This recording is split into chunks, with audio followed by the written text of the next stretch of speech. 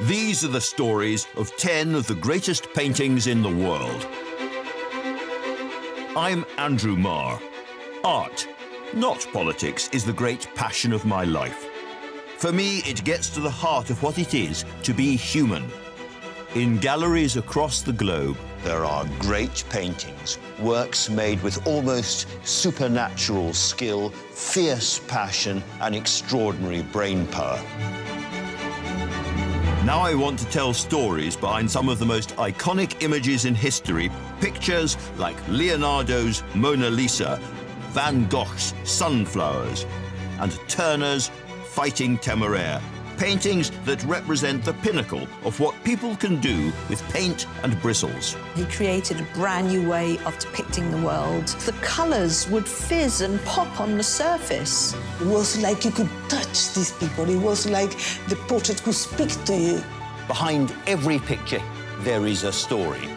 I'm going to peel back the layers to find out more about the lives of their creators and the worlds they came from. There was something about this middle-class Florentine housewife that intrigued him. Why are these the paintings we all know and love? How were they created? And what makes them the greatest paintings in the world?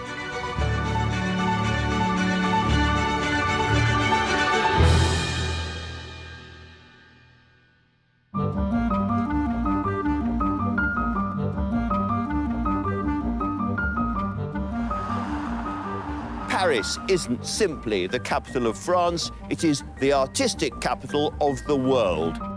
For centuries, this city has been a kind of buzzing hive of the West's cultural and artistic development, home to thriving communities of go-ahead artists and some of the world's most important artworks. Amidst the hustle of Paris, art is everywhere. Good art, not so good art.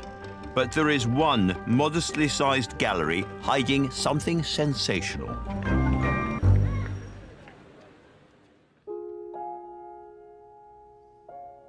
The Musée de l'Orangerie, built as a hothouse for oranges and lemons, holds one of the most extraordinary works that has ever been made. These rooms are the Sistine Chapel of Impressionism, and these are Claude Monet's water lilies. I've come here again and again, and I've been moved to tears almost every time. No artist had ever attempted to capture the rippling, heartbreaking evanescence of life like this, and no one has come close ever since. It's a 360-degree immersion into the glittering waterscape of a different and a better world. There are 8 of these huge, curved panels, and standing in this room, you are surrounded by them. It is an almost hallucinatory feeling. You have different moods and colors of the sky, wind scudding across the water, different times of the day. And it's very hard to know how close to stand to these pictures as well, because to really see any of them, you have to go to the far side of the room and look back from a long distance. And yet, to properly understand them, you almost need your nose rubbing up against the canvas so that you can see the blistered, scrumbled, erupting and falling effect of Monet's extraordinary paintwork, the fruit of many, many decades of arduous study. These were the last works Monet produced, working relentlessly for 12 years. With them, he created a vision of life that still speaks clearly over a century after his oil paint first dried. More than 1 million people come into these rooms for that sense of serenity, and they walk out feeling calm and serene and reassured about the world, which is exactly not the story of the origin of the pictures. Behind these giant canvases, there lies a story of personal tragedy, of a brutal war, and a tormented man with a final, insatiable obsession.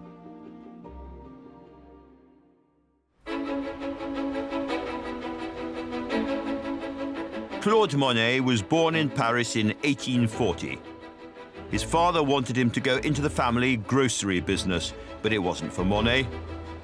He spent a lot of time out of doors, which is what fueled his passion for nature. And he was a brilliant caricaturist, and he was always, as a young age, drawing people. Monet was a rebel right from the start, a man destined to change French painting forever. Using new, industrially made, easy-to-carry paints, he developed a fresh way of painting outside, trying to snatch fast-changing light and colour. Like an athlete against the clock, he worked with a frantic urgency, desperate to catch a moment before it vanished forever. He would go out to the riverbank, set up and begin capturing very quickly the scene that he saw in front of him, catching the interplay between light and shadow, capturing how the light changed and getting this very immediate image. He was concerned with visual sensation, something that is almost an emotional response to a scene. But this style of painting ran counter to the art establishment around him. You see the type of painting that was in fashion, very grand, serious, that today we dismiss as bordering on the sentimental. Painters were still doing mythological scenes or doing scenes from the Bible or from French national history, Joan of Arc, for example. And there was an appeal for painters to paint modern life. Monet really was the one who maybe took it to the next level. In 1874, Monet and a like-minded group of hairy young radicals had their first exhibition to showcase this new artistic movement. Monet's contribution was a beautiful painting entitled Impression: Sunrise. It was a dawn scene of fishing boats in the harbor, and he did it very quickly, probably painted it in the course of a morning or even less than that. It does just give a suggestion of what's happening. The shadow of the boats on the water, so different from everything that had gone before. But unfortunately for Monet, who was struggling to provide for his young family, the reviews of the exhibition were utterly damning. Most people thought they were sketches made in preparation for something that was going to come after. There is shock, surprise, hostility. The critics said, do not go and see this work. It's the work of madmen. It's bad for your health. There was a health warning. One also said they are impressionists in that they do not reproduce a landscape, but convey the impression it makes. That is what gives birth to the name Impressionism. It wasn't a name that they chose themselves. It was a name that a critic gave them. And yet in these early works, with their immediacy, their freshness, you can see the stirrings of what was to come.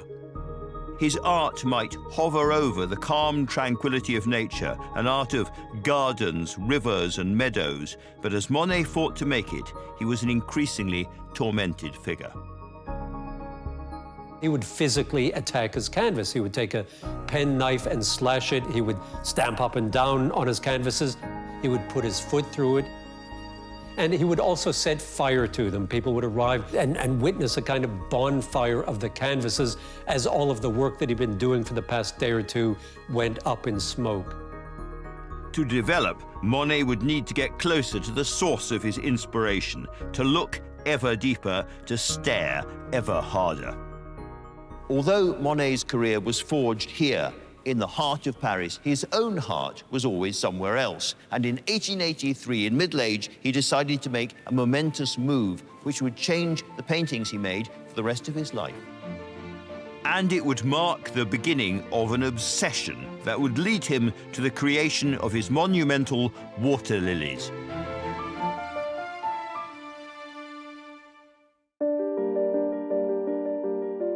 Claude Monet's grand decorations are a unique masterpiece, a collection of 8 vast panels sweeping across 2 oval rooms. These canvases are the culmination of a nearly 4-decade-long obsession. Water lilies, which in French are called nymphias or nymphs, have become as associated with Monet as, for instance, sunflowers with Van Gogh.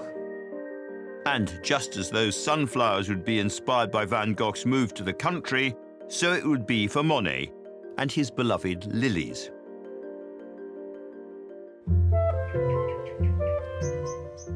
In 1883, Monet arrived in the small village of Giverny and fell in love with a pink farmhouse, whose woodwork he painted a bright green. This would become a home for him and his growing family for the rest of his life. Plunging into its large, overgrown garden, he could shape nature to feed his art. At Giverny, it's hard to spot where the gardening ends and oil painting starts. The only time he found he was happy was when he was surrounded by nature and colour. He planted everything very consciously and created a kind of canvas, a living canvas that he could paint. And alongside his studio and his work, this would become a busy family home. Monet lived here with his two children, Michel and Jean, and, after the death of his first wife, his new love, Alice Ochde, and her 6 children. His great-grandson, Philippe Piguet, remembers visiting the house as a young boy. Nous venions souvent ici, tantôt pour venir chercher des œufs, du poulailler, tantôt pour aller pêcher avec mon frère au bassin. Ou bien alors il y avait un autre jeu qui nous plaisait beaucoup, c'était de jouer dans le grand atelier des nymphéas. On s'amusait comme des fous, on était gamins. The house and gardens that would become Monet's inspiration, his refuge, have remained today exactly as they were when he lived here. Nous sommes ici dans la salle à manger de Claude Monet. C'est une salle à manger que je connais bien. Petit, j'ai mangé à cette table. C'est là où se tenaient les repas familiaux, une famille assez nombreuse, puisque Monet s'est installé ici à Giverny avec ses 2 enfants et avec Alice Ochde et ses 6 enfants. It was the beginning of an extraordinarily productive decade. Monet's obsession with nature led to the creation of some of the most famous Impressionist paintings ever produced. From the coast of Normandy to the boulevards of Paris, from cathedrals to cornfields, Monet chose images which spoke to the French people. His painting broke boundaries all the time and was often revolutionary, but above all, he was intensely patriotic. And the world quite quickly caught up with his vision. The artist who'd once been so readily dismissed began to find himself highly in demand. After the late 1880s, certainly through the 1890s, for the rest of his life, he was really #1. He was extremely popular with the critics, with the public. He was described as having the greatest eye in the history of art, this marvelous gift of the gods. And so it's not just that his prices are very high. He was the most famous painter in the world. Monet's career flourished. So did his finances. By the 1890s, he had 8 gardeners, and in 1893, he embarked on the project that would come to define him for the rest of his life. His water lily pond. He had water siphoned off from the river into his garden pond, and this Japanese bridge over it. He planted irises and tulips, forget-me-nots, roses and wisteria, but it was the water lilies that would win his heart. Finally, he had the perfect subject for his obsession with light, movement and colour. Il se lève tôt le matin, très tôt. Il prend un bon petit déjeuner et il est au travail dès 8 heures du matin jusqu'à midi. À midi, c'est le déjeuner. On se retrouve en famille, on prend le café, et puis ensuite, à 14 heures, il retourne à l'atelier travailler. Et il revient vers 18 heures, mais il se couche très tôt. Parce que, comme on le dit, qu'est-ce que vous voulez que je fasse une fois que le soleil est couché? In a letter, Monet wrote, "All at once I had the revelation how wonderful my pond was, and I reached for my palette, and I've hardly had any other subject since that moment." This was his passion project. Over the next 2 decades, he created around 250 canvases of the same pond, unaware that they'd become the inspiration for his great masterpiece to come. I've always been fascinated by this extraordinary and evolving body of work. Monet painted his water lily pond in every season, every time of the day, every kind of weather. He was obsessed by trying to paint what, strictly speaking, can't be painted. Movement. He was trying to capture the unstoppable shifts of light and colour on the surface of the water, what you might call the flicker of the real. Monet's brushwork changed with almost every piece, ranging from bold dashes and confident flourishes to gentle, fluid strokes. At times, he used a palette knife, building up layers to create the illusion of vegetation. 250 paintings of the same thing. Everyone is completely different. And you know, it's not just the time of day or the weather that makes them different, it's the mood as well. So there are kind of dreamy, languorous moments, saturated in light violets and purples. And then there are other paintings which are almost hallucinogenic, as if he was on some kind of drugs. The colours are so strange and so intense and so bright, you think, what was going on there? Nothing has ever looked like that. And there are others, again, where there's just a joyous, gentle, youthful, kind of exuberant, almost adolescent sense of colour. Bright blues, bright whites and reds, just something that makes you feel happy.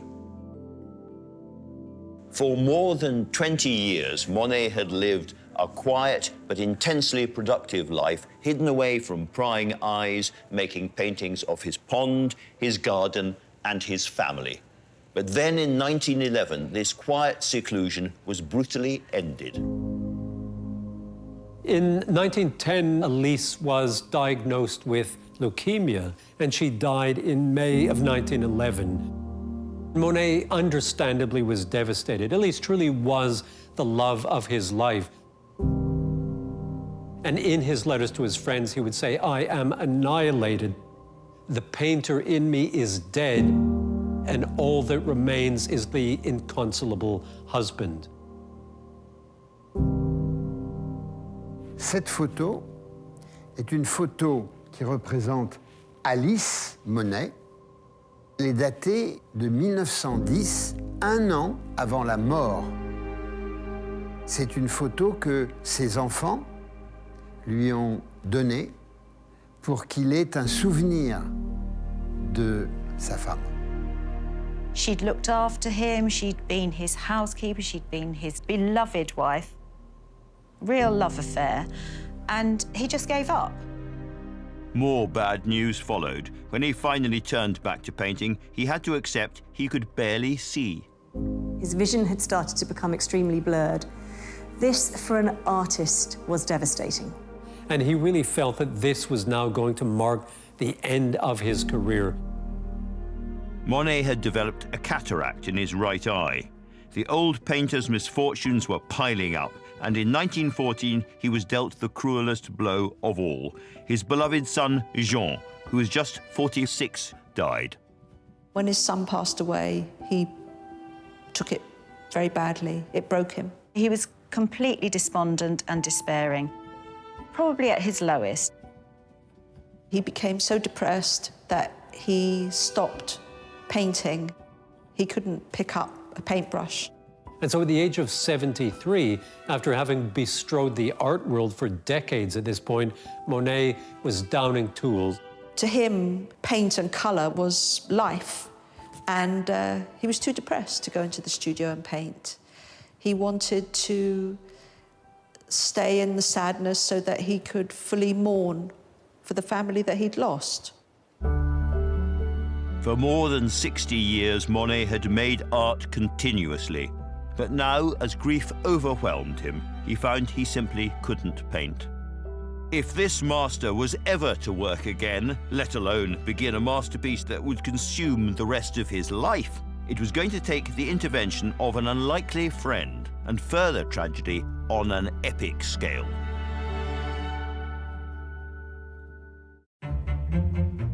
In 1914, the world's most famous artist, Claude Monet, essentially stopped painting.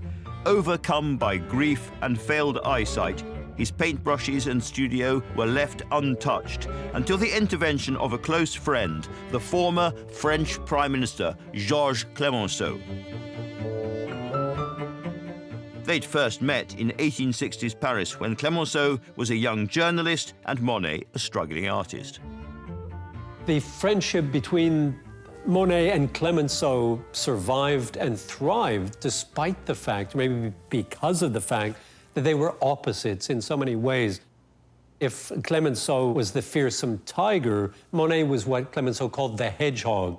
And he always needed someone like Clemenceau or like his wife Elise, someone who could support him.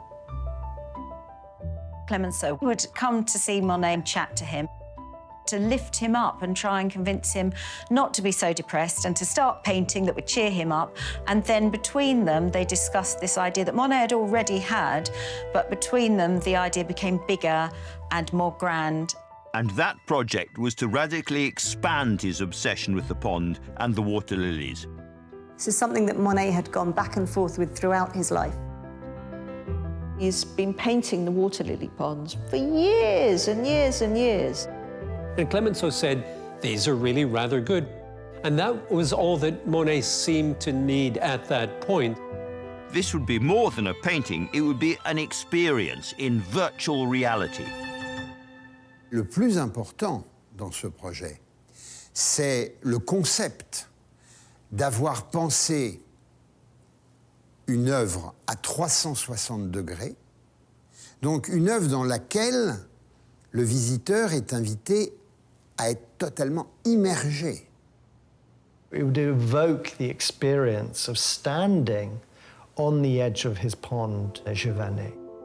This would be on a scale Monet had never attempted before. Each canvas would be 6 by 14 feet, and he planned to paint a whole family of them.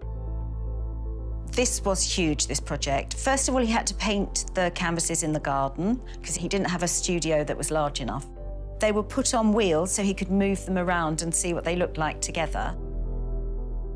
He replaced his old dilapidated studio with a new one specially built to fit his huge canvases.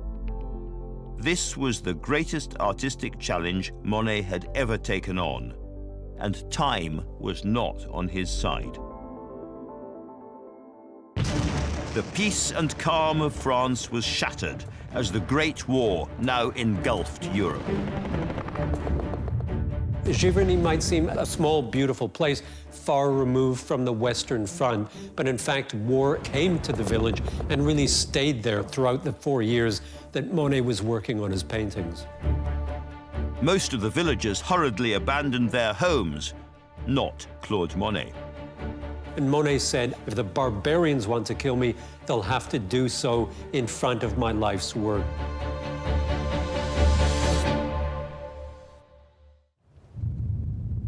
He could hear the fighting, he could hear the bombs and the shooting. Within the first few months, so many young soldiers were killed. The war was personal to him. Giverny was only 50 kilometers away from the front line, and his stepson and his son were both fighting. He was also growing vegetables in his garden, which he would take to the soldiers in the local hospital to make sure that they had nutrition. With the war in such close proximity, Monet's methods became dramatic, almost frantic. His grief and encroaching blindness produced a frenzy of creativity comparable to Shakespeare in his prime or the last years of Beethoven. Painting was such an important part of his life that it was also something that can inspire great rages. As with many artists, with great art comes great temperament, and Monet was definitely no stranger to that. Never before had this prolific artist painted with such urgency and from such a dark, desperate place. It was all-consuming. He did not stop. That's what he was doing dawn till dusk.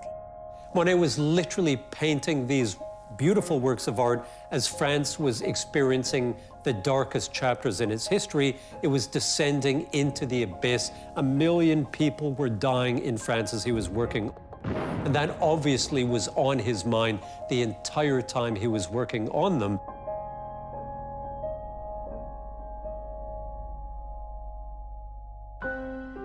But he still felt the same way about his water lilies as he had when he first planted them. These landscapes of water and reflection have become an obsession for me, he'd written to a friend. It is beyond my strength as an old man, and yet I want to render what I feel.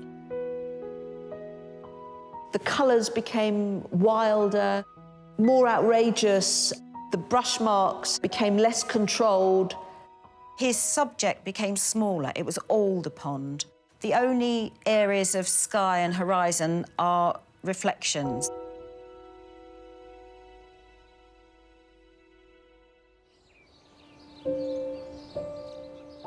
Finally, at 11 o'clock on the 11th of November 1918, the pounding of the guns ceased. After 4 long years and millions dead, the war was over. And the following day, the 12th, Monet decided that once his grand water lilies were finished, he would donate them to the French people. If you travel in France, you will find every small village has a monument to the First World War. It was a searing, traumatic national experience. Monet, too, felt this tragedy and wanted to make this gesture to contribute something that would perhaps help avert war again and at the same time commemorate the sacrifice of a whole generation. To an old political ally, now France's ferocious wartime Prime Minister, Georges Clemenceau, he wrote, "It's not much, but it's the only way I have of taking part in the victory." When you think about it, these are a very strange proposition for a war memorial. Most countries get great granite columns or stone arches or heroic soldiers done in bronze. And France, what does France get from Monet? France gets some reflections and aquatic plants. But what Monet, in his wisdom, realized was that grief-stricken, harried, anxious people needed a contemplative, even a philosophical experience. These colossal canvases were meant to speak to the spirit of a nation ripped apart by the most brutal conflict the world had yet seen. But rather than hand them over at the moment they might be needed most, Monet couldn't quite let them go. Monet never felt that he'd finished his paintings, these grandes décorations that he called them. He always felt he needed to do more. He needed to add a bit of paint here, a leaf there, a petal here. Monet was a perfectionist, and I don't think he was ever happy with any of his paintings. I think he always felt they could be better. One of the wonderful quotes he has is when he wrote to Clemenceau and said, "When I am dead, I shall find their imperfections more bearable." While alive, he could never accept them, and he could never accept that this was everything that he could do. 8 years after the end of the war, on the 5th of December 1926, Monet died, aged 86. For his last moments, Clemenceau, the radical, patriotic politician who'd become his closest friend, was at his side. And on the day he was buried, a mist descended over Giverny. As one journalist said, Normandy became a Monet painting, almost as if the elements themselves were paying tribute to the artist who had captured them so beautifully for the rest of the world to see.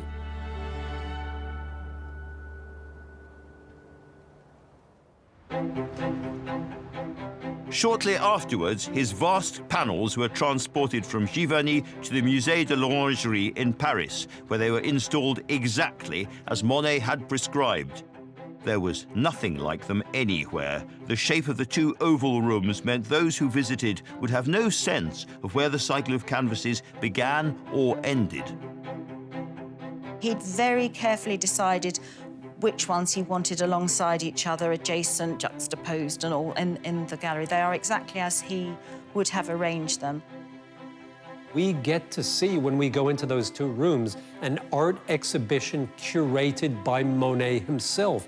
These were the paintings that he hand-picked. He wanted people to be surrounded by them, which meant they had to be displayed in a panorama. What we would describe today as an installation that would be immersive. What Monet had imagined was a way for the viewer to escape into his world. Monet made these pictures so big for a purpose. They surround you, they envelop you. And because they're so big, you can't simply concentrate on one part of one picture for very long. Your eye is caught endlessly by the next thing. And as you let yourself be surrounded and enveloped by these pictures, you get a sense of timelessness, of endlessness. But as you get lost in the cycle of life, it's almost as if a pattern begins to emerge. After a while, you realize that what's happening as one bit of one picture fades into another bit of another picture, as one color bleeds into another color, every color is changing and morphing and rippling around you, and you realize after a while that these are perhaps the world's only really successful paintings of time moving. The physical dimensions are really significant. The way in which you walk into an entire architectural space and feel as if you are standing there on the edge of the pond, looking across this surface. Monet's great installation would finally open to the public in May 1927. But the big question remained, would the world be ready for these paintings?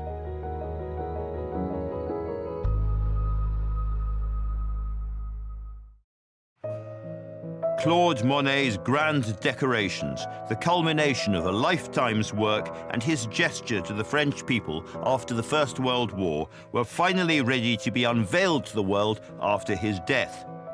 This was a project that may have taken the artist 12 years, but was the world ready? When Monet's extraordinary waterscapes finally went on display to the public in May 1927, just a few months after the artist's death, they completely tanked. The reviews were terrible. They said that he had left behind nature, which he had painted so convincingly for much of his career, and begun painting internal impressions instead. They were really criticised. Oh, scathing criticism. The critics said that he hadn't moved on from Impressionism. They really saw this as the work of someone who had lost his way artistically and maybe even lost his way emotionally or mentally. Monet's godson wrote that Monet died twice, once in Giverny in 1926 and then a second time with the opening of the Orangerie. Just as the world hadn't been ready for Monet's first exhibition 50 years earlier, so the same thing happened now. People did not come. Clemenceau was devastated. In June 1928, he observed there wasn't a soul there. As Monet's vast canvases began to gather dust, their tailor-made gallery was taken over for other needs. The space that was built for them was covered with false walls to show other artworks by other artists and other exhibitions. There were medieval tapestries shown in front of them. When the ceiling leaked and water dripped on the paintings, nobody really cared. And they used the room almost like a centre for other activities, dog shows even. That was humiliating enough. But in August 1944, towards the end of the Second World War, the Orangerie was bombed and Monet's canvases were damaged. It was a catalogue of relentless indignities. With shrapnel from Allied shells buried in the canvases, Monet's grand decorations, the work on which he had driven himself to exhaustion for the last 12 years of his life, were now effectively forgotten. As a final insult to Monet's work, in 1966, the Orangerie acquired a new collection of art.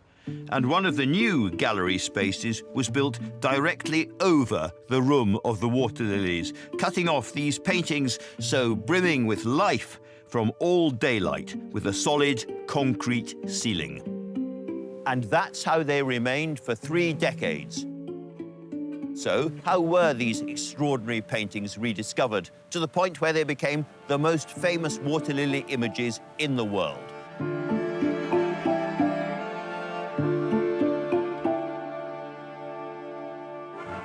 Just off Fifth Avenue stands the spanking new home of a nationally important institution, the New York Museum of Modern Art.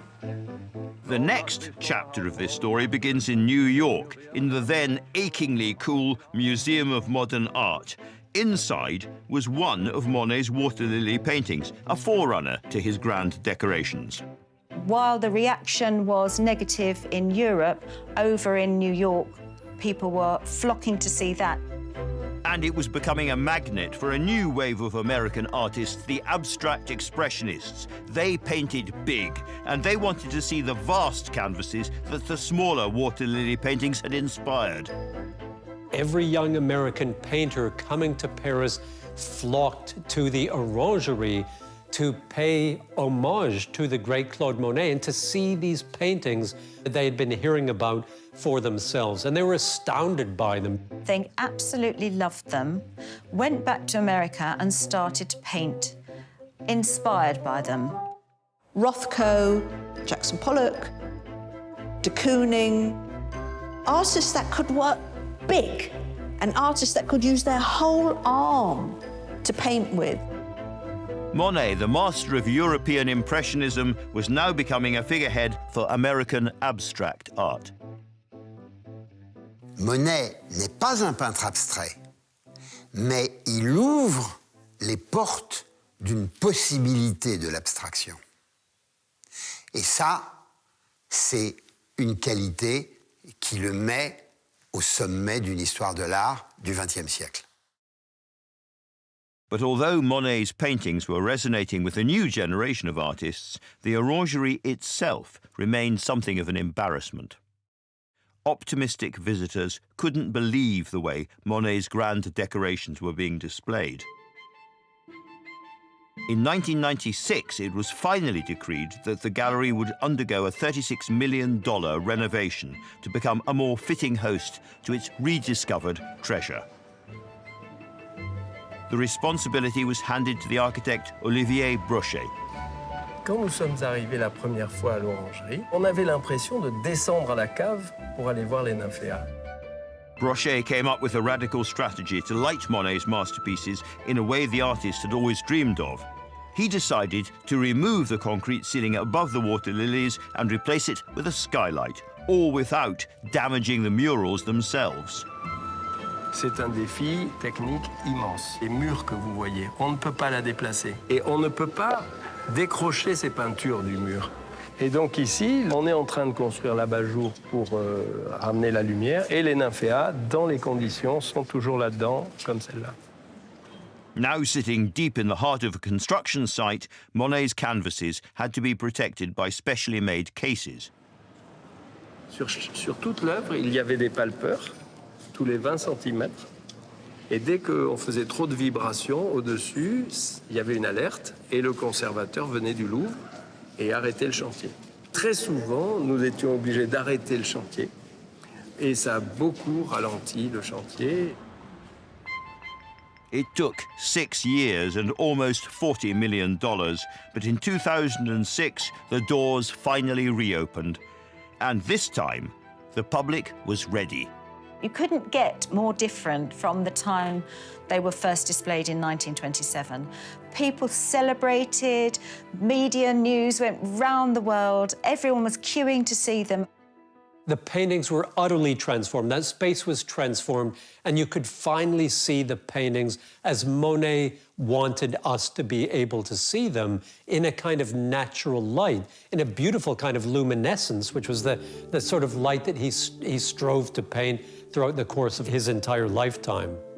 Notre grande fierté, c'est d'avoir, d'une part, restitué la primauté, la pleine présence de l'œuvre de Monet comme il l'avait voulu, comme il l'avait installé. Elle a retrouvé son esprit d'origine. Cette incroyable immensité picturale dans laquelle il nous invite finalement à nous plonger et dans laquelle, par le biais de ce bassin, il a capté quelque chose de la beauté du monde. Et c'est là où Monet est un pionnier total. From being forgotten, they now have a unique importance in the life of this city. The grand decorations are so special because they were a tribute to the French people. They were a tribute to the war. It wasn't just water and trees. The trees were almost bowing in respect to the Parisians. It's a temple to art and a temple for modern France. This whole gallery is devoted to these paintings, and it's what Monet wanted. He wanted it to be a place of meditation, a place of peace, and you see that. You see visitors sitting there peacefully, taking it all on. They're very calming, they're very uplifting. It's an experience, a complete experience. It's now been nearly 100 years since these epic murals were first hung on the orangery's walls. What an extraordinary journey these canvases have been on, from their traumatic conception to being buried alive and then refound by a new generation. It truly is quite a tale. These aren't really pictures about plants or even reflections. These are pictures of the beauty and transience and therefore the poignancy of human life, indeed all life. None of us are here for very long, but it is gorgeous while it lasts. And that is Monet's message to the French and, thank God, to the rest of us as well. But I don't want to end this as a film about art history.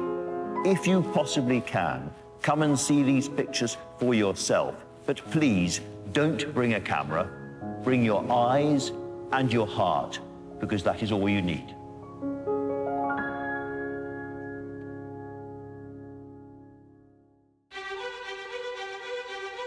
Next time, the quintessentially English landscape.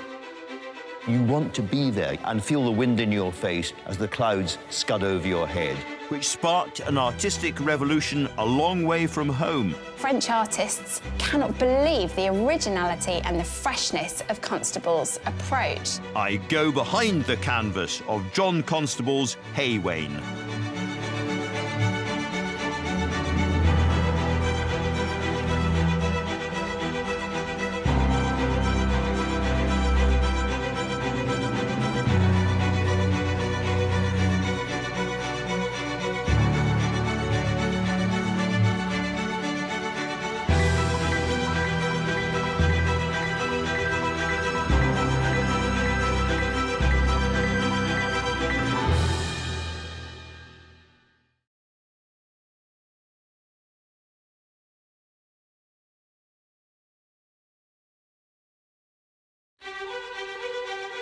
These are the stories of 10 of the greatest paintings in the world.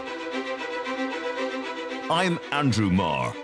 Art, not politics, is the great passion of my life. For me, it gets to the heart of what it is to be human. In galleries across the globe, there are great paintings, works made with almost supernatural skill, fierce passion, and extraordinary brain power. Now I want to tell stories behind some of the most iconic images in history, pictures like Leonardo's Mona Lisa, Van Gogh's Sunflowers, and Turner's Fighting Temeraire, paintings that represent the pinnacle of what people can do with paint and bristles. He created a brand new way of depicting the world. The colours would fizz and pop on the surface. It was like you could touch these people. It was like the portrait could speak to you. Behind every picture, there is a story. I'm going to peel back the layers to find out more about the lives of their creators and the worlds they came from. There was something about this middle-class Florentine housewife that intrigued him. Why are these the paintings we all know and love? How were they created? And what makes them the greatest paintings in the world?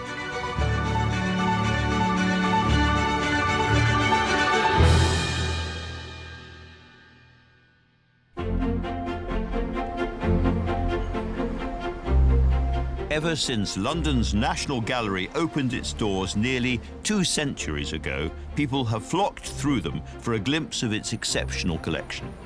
In the early days, there were only 38 pictures to look at here, as against well over 2,000 now.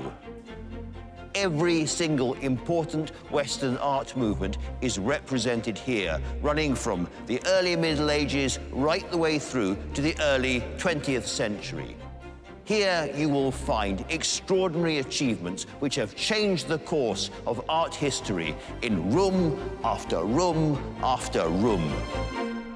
Behind every piece here, there is a story. But there is one painting, and you will know it, whose impact on the story of Western art is perhaps particularly surprising. I'm talking about John Constable's The Hay Wain.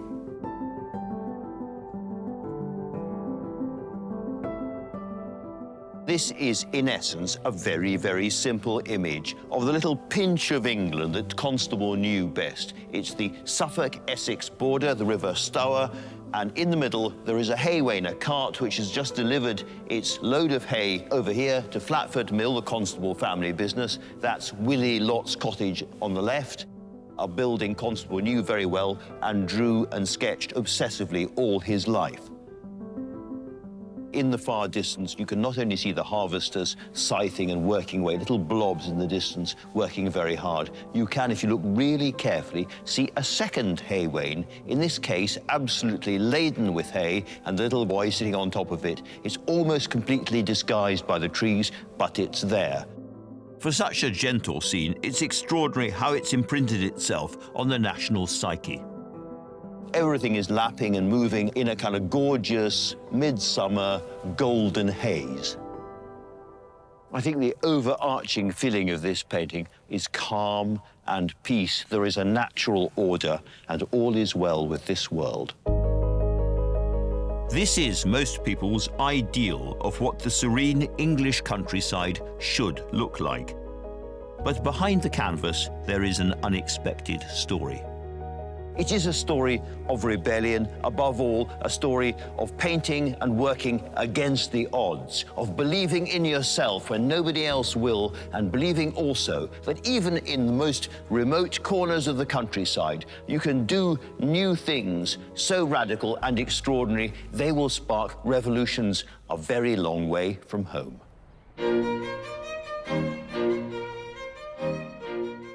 If you want to understand the world of this masterpiece and the man who created it, you have to begin in his beloved Suffolk, the landscape that fed his imagination for his entire life. John Constable was born in this village on the 11th of June, 1776. He is one of 6 children who are the product of a very happy and steady marriage between his parents Anne and Golding Constable. Golding Constable is often described as a miller, but that's actually doesn't quite give the right impression of his status. He was more of a rural entrepreneur. Wanting for nothing, Constable described his comfortable early life as a careless childhood. For Simon Peachy from the National Trust, there are clues across East Berkholt which reveal the kind of upbringing the young Constable enjoyed. Constable family home was just on the other side of these railings, but the railings are the only part of the house that exists today. In his time, it was a big mansion, one of the biggest houses in East Berkholt.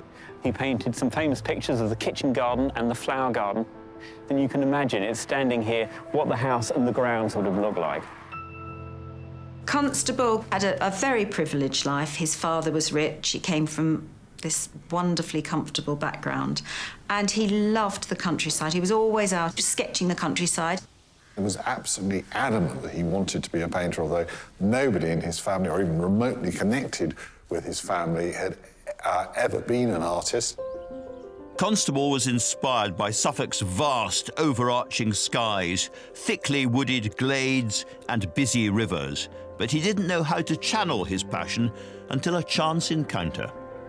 When he was 19, he met a travelling connoisseur, George Beaumont, who was an amateur painter and always travelled with one of his paintings by the 17th century French painter Claude, and he showed it to Constable, and that was the first masterpiece he would have seen. This was the first time he saw a painting that began to match how he felt about landscape, that gave him the same kind of thrill he felt sketching. The path to the Haywain, however, would not be easy. The first blot on the landscape was in the shape of his formidable father. Golding, having made a substantial fortune and set up a very sound business, wanted John to take over the business. And there was a big tussle with his father about that. With great unhappiness, he knuckled under. The only advantage was that running mills meant he became a skilled observer of the weather, a professional eye essential for his art. His determination to be a painter didn't wane, and after 5 long years, he finally got his way.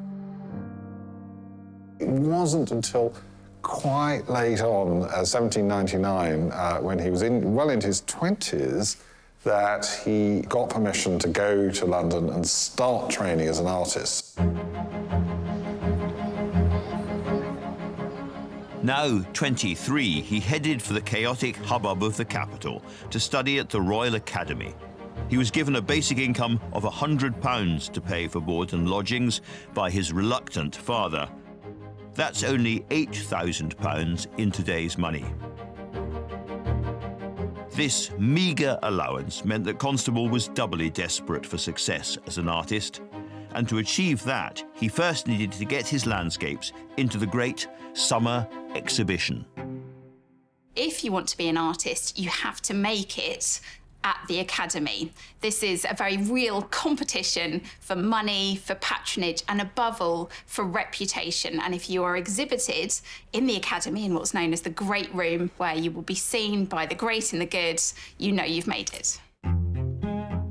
But the great and the good barely got a chance to see Constable's paintings, because even the few that were accepted were seen as drearily unfashionable. Constable has set himself a very difficult furrow to plough. At the time, history painting is considered to be the most prestigious. Instead, he's chosen to specialise in landscape, which is seen to be a much more inferior genre. And within landscape itself, he is also not choosing to do grand historical landscapes. Instead, he's chosen a type of scenery which actually would be considered by most people to be very bland, very workaday, boring, unexceptional sorts of places. Considering he was quite a mild-mannered man, one would think that he might have thought, well, I'll have a go at what everybody else likes. But no, he insisted he wanted to paint in this way. He was fascinated by painting nature as he saw it. But it wasn't just the subjects that failed to arrest visitors' attention. His relatively small canvases were lost against the vast classical landscapes by other exhibitors, like the hugely successful J.M.W. Turner. I think effectively nobody much noticed them. They were hung not just side by side on the wall, up 3, 4, 5 high, and in order to pick up attention, somehow it had to have some sort of real star quality, and Constable couldn't manage to muster that. Constable was surrounded by the painting superstars of the age, doing those huge historical canvases and glossy, fashionable portraits, exactly what the Royal Academy and its patrons really wanted. And at the same time, Constable was painting exactly what he really wanted, which was stunningly, amazingly unpopular. Unsuccessful, unappreciated and poor, the future wasn't looking bright for John Constable. But perseverance is all. He wasn't so far away from a masterpiece that would propel him to international fame. He realised that to get noticed, bigger would be better. Next up would be his famous 6-footers. It's hard to think of a painting more English than the Haywain, a scene indelibly linked to the national psyche. And yet, for most of his life, its creator, John Constable, was far from a success. For an artist now seen as so very conservative, he was remarkably experimental, which didn't help sales. Now, it's not that he didn't want to earn money. Early on, he took church commissions, and all his life he painted portraits to keep the cash rolling in. But what really turned Constable on was the magic of the English countryside in all its seasons. The softness, the fertile freshness, and above all, those subtle, glowing colours. He was happiest when painting his placid scenes, but doing so in a radically new way. He valued what he saw in the raw, with his own eyes, nature unfiltered. He could only do this by working outdoors, which was both unconventional and irritatingly difficult. He believed you couldn't paint nature unless you looked at it. So he wasn't painting every leaf, but he was painting what to us looks extremely realistic, extremely naturalistic. And this was so radical for the time. At that point, most people painted in studios. And Constable was seen sometimes as a little bit mad for wanting to paint outdoors. It was a difficult process. Now you can buy little portable paint pots and little tubes of paint. Then he had to take his paints, most of which he would have made himself, in a kind of pig's bladder or some kind of animal skin pouch that would not let the paint go dry. It was a really big performance, and that's why most people didn't do it. Constable was seen as very unusual. Despite the innovation and the obsessive effort, all of which would eventually feed into his wain, these paintings failed to find buyers. So when the struggling artist fell in love and married Maria, a childhood friend from a well-to-do family, the daughter of King George IV's solicitor, life suddenly became a lot more complicated. The romance of John Constable and Maria Bicknell is a Jane Austen story with lots of complications, opposition from the family, dramas, unexpected meetings, all that sort of thing. Neither family thought they should marry. Her family didn't like him because they thought he'd never be rich enough as an artist to support her. Constable still had a small share of the family business, but this didn't bring in much. So, to try to provide for his new wife and young family, he now needed to make his painting finally pay its way. It was not an easy journey for Constable. He struggled financially and emotionally all through his artistic career. And yet there was this drive in him to produce these naturalistic paintings, to carry on painting the skies in such detail and to paint the water. Even though he felt that he was a failure, he carried on, hoping that other people would see what he could see. The single-minded Constable would not compromise on the unpopular style or narrow subject of his paintings. He was extremely strong-minded, absolutely determined about what he wanted to do. And actually, one of the things about Constable is that he gets most of his major pictures for years and years from a few hundred yards of the river, which he knew intimately well.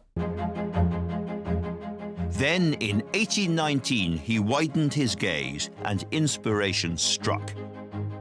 Since his smaller canvases were lost on walls full of epic paintings, why not think a lot bigger? One of the things he does is to come up with a completely new kind of exhibition landscape, which he calls the 6-footer, where he explodes his river stour scenes that he's so keen to reveal the everyday poetry and beauty of, up to a monumental scale that would be more readily associated with epic history painting.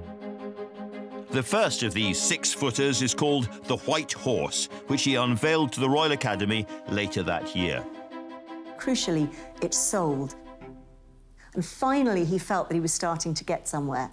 These large-scale paintings really started to give him hope that he was going to make it as a landscape artist.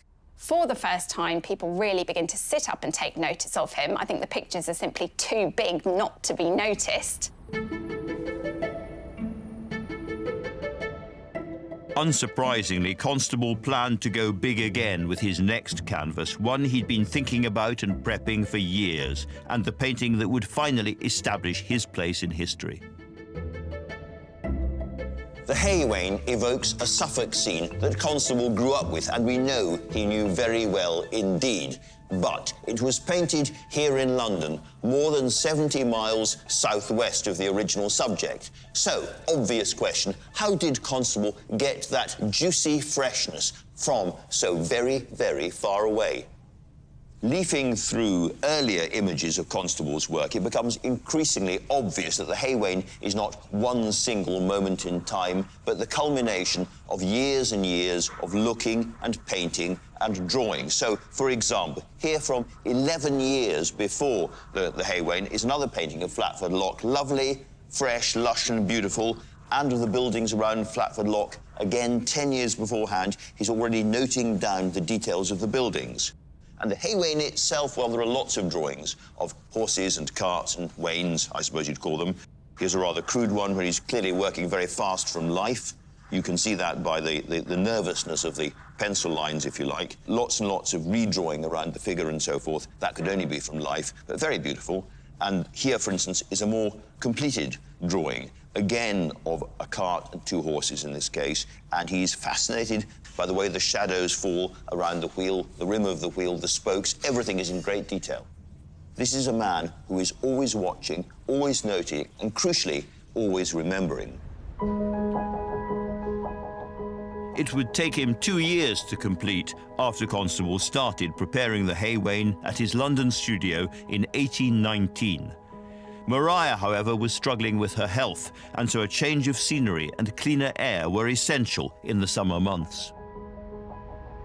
London, which was a city of 1 million people with medieval sanitation and primitive infrastructure, heated entirely by coal, was so polluted that you could see a sort of dome-shaped grey cloud hanging over it from 15, 20 miles away. Constable moved his family north to just beside Hampstead Heath to avoid the smog. It may seem surprising to find the home of a man so associated with rural life here, but this part of London, the country in the town, would matter in his struggle to create the hay wain. The current owner of his last address in Hampstead is Christine Pullen. Constable loved the house, but he complained to his friend John Fisher that living here was ruining him because he was paying 4 guineas a week for the house furnished at a time when an artisan family could be housed and fed on £1 a week. So that was an enormous sum, and he had a growing family, and he was not selling many pictures at that time. But there was one definite advantage in paying those bills. This is the backyard of the house, where Constable found a shed containing mops and brooms and buckets and coals, and he cleared the shed out in order to create a small workroom where he could work on his sketches. Here, he was in the middle of the countryside, effectively, then, and he liked the open views of the skies and made a lot of sketches while he was living at 2 Lower Terrace. He called it skying. On the heath, he would spend days with his eyes glued to the skies and clouds, a delighted weatherman. Only 4 years before Constable began making his annual excursions to Hampstead, the first ever book of cloud classifications had been published. This was a text he's thought to have read, as he believed that we see nothing until we truly understand it, and the details of the skies he sketched here would eventually find their way into the Suffolk of the hay wain.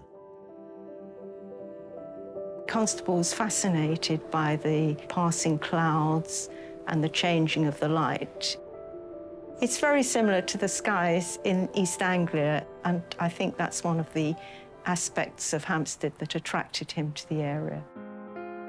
While Constable was lost in his obsession perfecting the skies for the hay wain, for perhaps the first time there was a good reason for him not to be in Suffolk. The Industrial Revolution was sweeping across Britain. Infrastructure and agriculture were changing fast. The rivers and the mills were now part of a capitalist economy, ripping up the old ways and plunging many rural workers into uncertainty and hunger. The agricultural labourers were leaving their work to go and work in the cities, and then those who were staying to work were finding that agriculture started to become much more mechanised. It was a time of huge inequality, a lot of poverty, and a lot of people who were really eking out a subsistence either from the land or from a very poorly paid job. Less than 4 years before Constable began his hay wain, a sharp hike in the cost of bread led to riots across East Anglia. The poor labourers couldn't afford bread. They weren't earning enough to even pay for bread. The only thing they could do to try and draw attention to themselves and to their families that were starving was to riot and protest. Torched by despairing workers, much of Constable's home patch was now surrounded by the glare of fires. And as he began work on the hay wain, how much of this rebellion would be reflected in it? Absolutely none. This is the art of a Tory idealist, not a social realist. And this, I think, is what's particularly striking about Constable's painting. It is political art.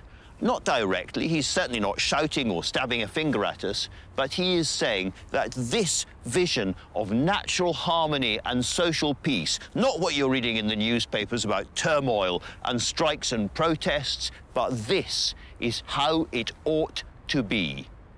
In terms of his technique, the way he put paint on the canvas, Constable was an avant-garde, progressive painter. But in terms of his message, what he was trying to say, he was profoundly conservative. By 1821, preparations for the final canvas were coming together. Now, what I find really exciting is the way that you can follow the progression of the work by sketches and images as it develops. So right at the beginning, you have a very, very loose, very impressionistic picture. This could have been done by Monet or any of the Impressionists in the 1870s, it seems to me. It's very, very loose, very fresh, and I love it. Lots of people love the sketches particularly. And then later on, there's a more worked-up version, which is very clearly the same painting, exactly the same design. The colours are slightly more muted and the paintwork is looser, but he's clearly got in focus exactly what he's going to paint. And then you get the final version. Suddenly the colours bounce out and it's fresh and complete, the final and perfect 6-footer. It was the hauling together of all of these images, the triumphant compilation of a body of work Constable had been at since childhood, which makes this 6-footer such an extraordinary moment. The hay wain isn't just a picture, it is the combination of 40 years of looking and working. It is everything that Constable knew on a single page. He was ready to give the world his masterpiece, but was the world ready to receive it?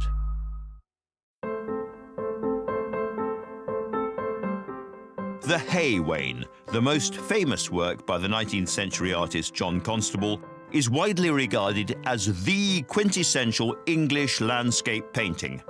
Completed in 1821, the scene looks calm, serene, and effortless, though the process of creating it was anything but. Constable was one of the great painters of British weather.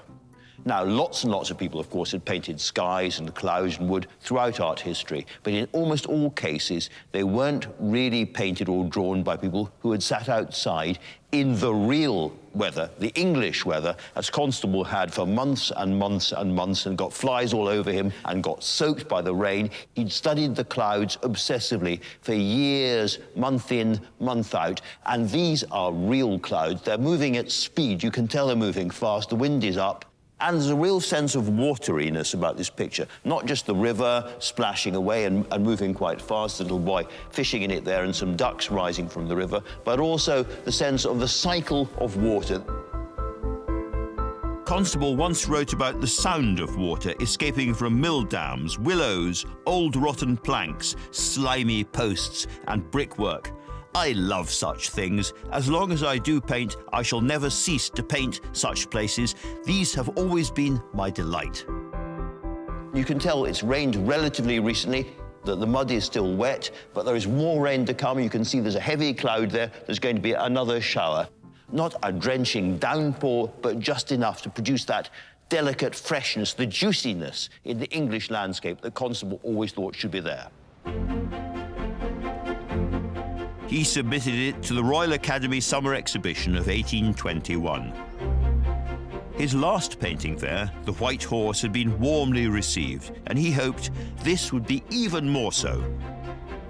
As his fellow artists crowded into the Academy's rooms, he must have wondered if this would be the painting that proved he had been right all along. When the hay wain was hung in the Royal Academy, people didn't like it. They didn't want it. People were shocked. They were quite horrified that he would be so bold as to paint just a landscape that size. He was just sneered at. This is a farm wagon he's painting. There aren't any mountains, there aren't any waterfalls, there aren't any wild rocks. It's just a pool in a rather ordinary little river in East Anglia. One of the things they find problematic is what they call Constable's snow, or piebald scumbling, the little dashes and brushstrokes of white pigment, which he liberally adds as the final layer of finish to a picture to capture what he describes as the elusive quality of sparkle in nature. But during the 19th century, people could not read those dabs of paint as anything other than dabs of paint. They couldn't see them for the visual metaphor they were meant to be, only as a very sort of troubling interruption on the surface of the picture. But I think his biggest problem is simply a lack of interest in what he's doing. This was nearly a dreary disaster for Constable, except that there was one crucial visitor who could see its genius clearly. One of the people to see the hay wain when it's exhibited at the Royal Academy in London is a French visitor to the capital, Théodore Géricault, who is being feted all over town for his incredible masterpiece, The Raft of the Medusa, an icon of French Romantic painting. It's been said that Géricault's opinion of the hay wain changed the history of art forever.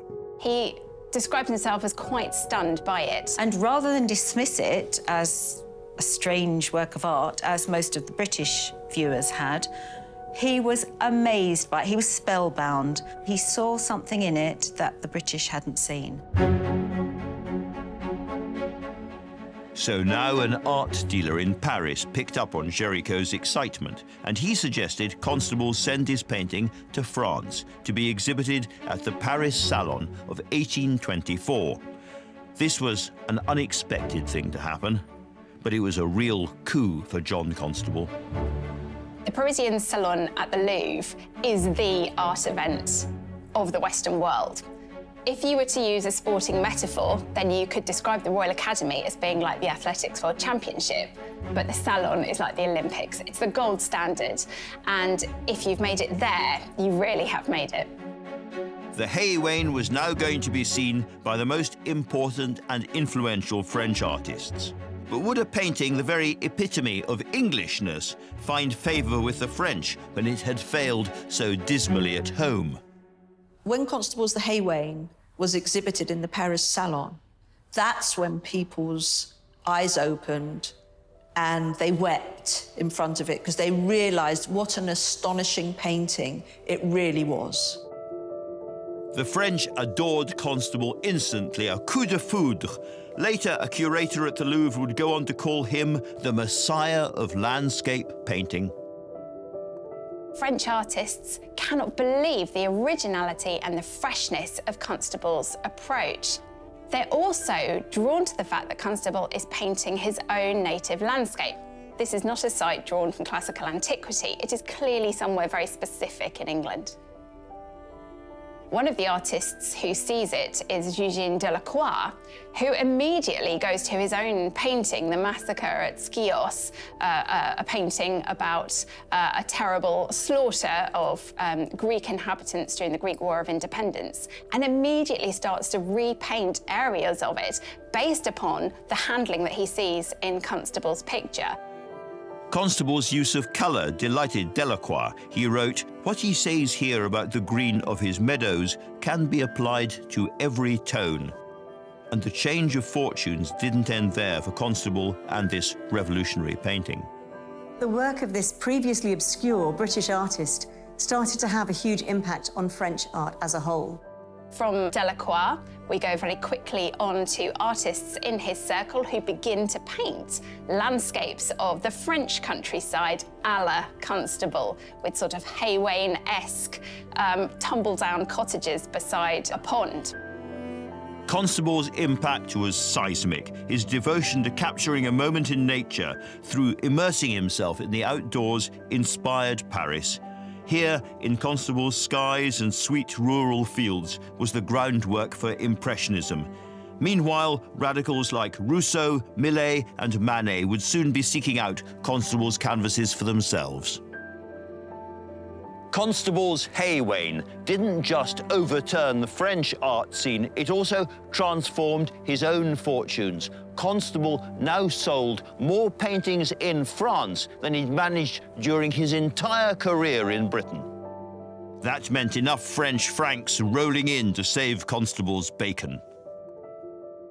But there is something quite extraordinary about this, is there not? There is John Constable, the ultimate patriotic, conservative image maker of rural England, and it's Paris that saves him. Thank God for the French. Great art is always rooted somewhere, but it is never limited by flags and national borders. But fame and fortune across the Channel was of little interest to Constable. He said, "I would rather be a poor man in England than a rich man abroad." And so when he was invited to France to be awarded a royal honour by the king himself, his response shouldn't have been a surprise. He was given a gold medal which would have been presented by Charles X, but Constable flatly refused to travel to Paris to receive it in person. In fact, never left Britain. The furthest he ever went was the Lake District, and that was on the sort of outside edge of what Constable regarded as possible. Despite this profound distaste for travel, Constable's prospects were definitely improving. But just 4 years after being celebrated as England's most innovative painter at the Paris Salon, disaster struck. His beloved wife, Maria, fell gravely ill. She probably had tuberculosis and had always been delicate, but also her fate, as was the fate of an awful lot of middle-class Regency wives, was almost incessant pregnancy. She had 7 children and 2 miscarriages in about a decade, and that obviously had a seriously bad effect on her health. Maria died shortly after the birth of her 7th child, and Constable was totally devastated. The face of the world had changed for him, he wrote in a letter to his brother.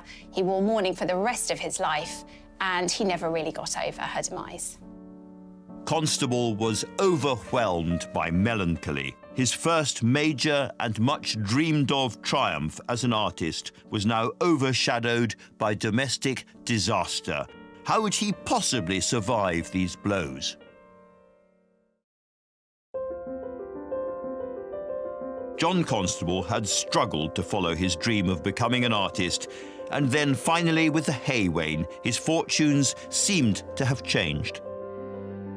After more than 2 decades of finding his art almost entirely unappreciated or rejected, by the 1820s, John Constable was enjoying a period of unanticipated artistic success. But this success didn't translate into hard cash, and it was followed by tragedy. The death of his much-loved wife, Maria, had left him a single father with 7 children dependent on him. One of the unusual things about Constable, he's one of the very few major artists who was a decent human being. He really was a good, affectionate, faithful husband and a very good and loving and dutiful father who did his best to bring up a large family of young children after Marr died on his own for the next decade. He may never have had the huge financial success in England he deserved, but he did finally receive the recognition he'd so craved from the Royal Academy.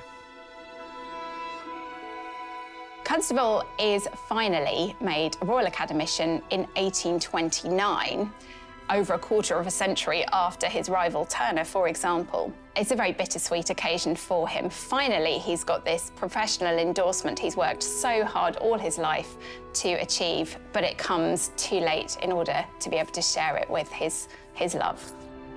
And another, I think, greater accolade was to follow. When he was 56, the widowed Constable was on board a horse and carriage heading back to London from Suffolk. He saw the countryside that he loved, and he just mentioned to his fellow passengers, "Oh, isn't it beautiful?" And a gentleman sitting near him on the carriage said, "But of course, it's Constable country." And you just have to imagine the poor man had been so melancholy, so depressed. It must have given him such a boost. He was delighted to know that he'd actually made a mark on people's psyches and people's attitudes towards what he loved as well. John Constable died in 1837, and for such a devoted family man, it's fitting that he left most of his work to his daughter. She, in turn, bequeathed the paintings and sketches to the nation. They went on display in 1888 at the National Gallery, and that is when something quite extraordinary happened. For the first time, people see his en plein air sketches. These very fresh, simple, beautiful studies made out of doors. And because of later movements like Impressionism, they now can judge these things and realise the value and the originality and innovations that Constable had brought to them. And Constable, in some ways, gets reinvented with definitely a sense of patriotic pride that actually here was Constable, the British artist, doing it a good 50 years before the French. People flocked to see them because it was a sense of nostalgia. And also it was a bit of peace from the noise and the hubbub of city life. You know, they could lose themselves in the landscape, in nature. And the biggest draw, obviously, was the hay wain. It became instantly popular. It suddenly seemed to be a symbol of Britain in the British countryside.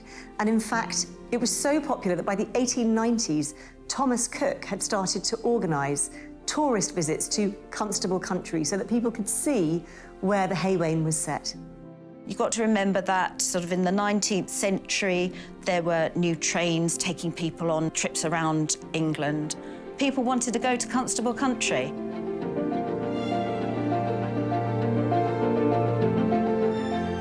It's still called Constable country today.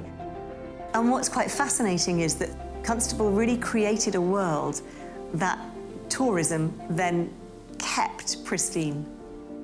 The National Trust's Simon Peachy works as part of the team maintaining and preserving this iconic scene. So if you walk this way, this is the hay wain view. Standing here, it's like stepping inside Constable's paintings. So on the left-hand side, you've got Willie Lott's house, and you can see if the building is pretty similar today to how it was in Constable's time. You've got the mill pond right in front of you. And again, in Constable's painting, you've got the hay cart sitting in the middle of the mill pond.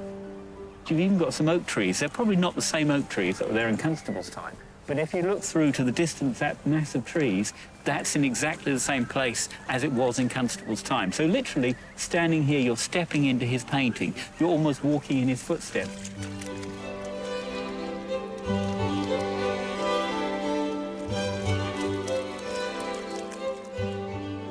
Every year, 250,000 people come to admire the prospect that inspired Constable's hay wain all those years ago. We like to say to visitors that we've got the original of the hay wain and the National Gallery has got the copy that was done by John Constable. The landscape Constable painted is now an important part of the history of British art. But it's more than that. It's ingrained in our lives. It's so very familiar, an image found on countless calendars, biscuit tins, cushions and jigsaws in households all around the country. John Constable has taken a sentimental, rural vision and raised it to an ecstatic level. Yes, this bears no relationship to what was actually happening in Suffolk at the time. And yes, the more you think about it, it is an almost ridiculously banal image. It is the 1820s equivalent of a battered white van leaving a Tesco forecourt on its way to make a food delivery. This is John Constable gives you logistics solutions. And yet, when you look at it, it is impossible not to feel humbled and proud and very moved indeed. It is a golden age painting, full of the enjoyment of nature, fresh, delicious. You want to be there. You want to stand in that field and smell the wildflowers and feel the wind in your face as the clouds scud over your head. It is a deeply, deeply nostalgic painting, and nostalgia is a very powerful emotion. John Constable took the ordinary, the English ordinary, and he made it epic. He made it majestic. And by doing that, he touched the soul of the English forever. And that is why this is one of the world's great paintings.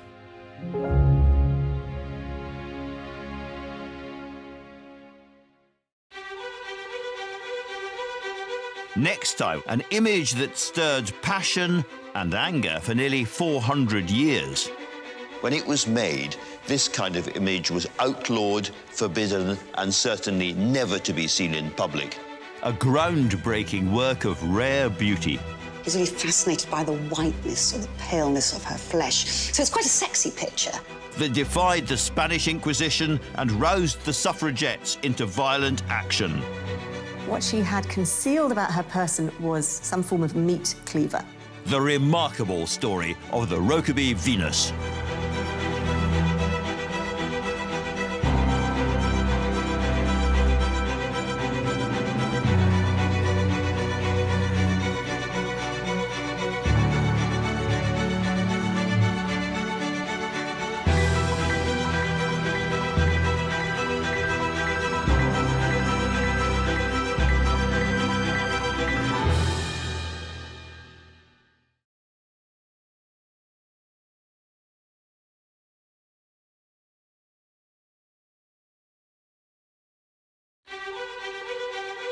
These are the stories of 10 of the greatest paintings in the world.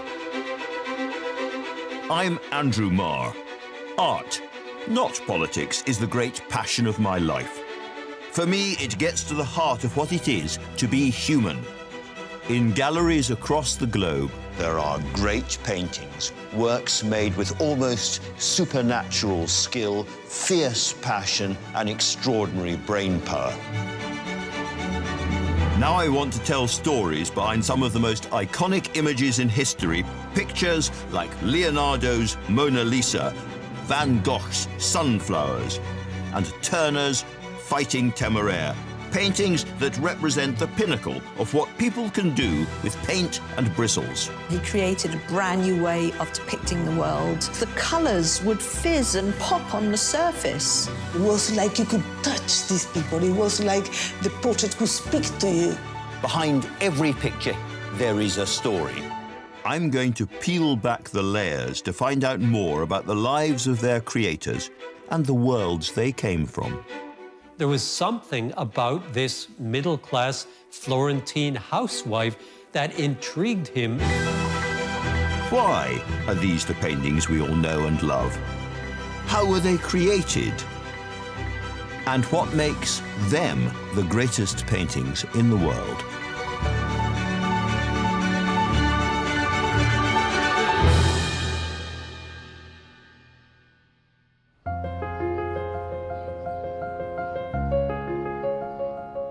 The National Gallery in London is a treasure trove of more than 2,000 paintings. Some of these canvases make us feel patriotic or devout. Others fill us with horror. But there's one particular painting hanging on these walls which has caused blood pressures to rise in private and in public ever since it was first made nearly 400 years ago. It's Diego Velazquez's Rokeby Venus.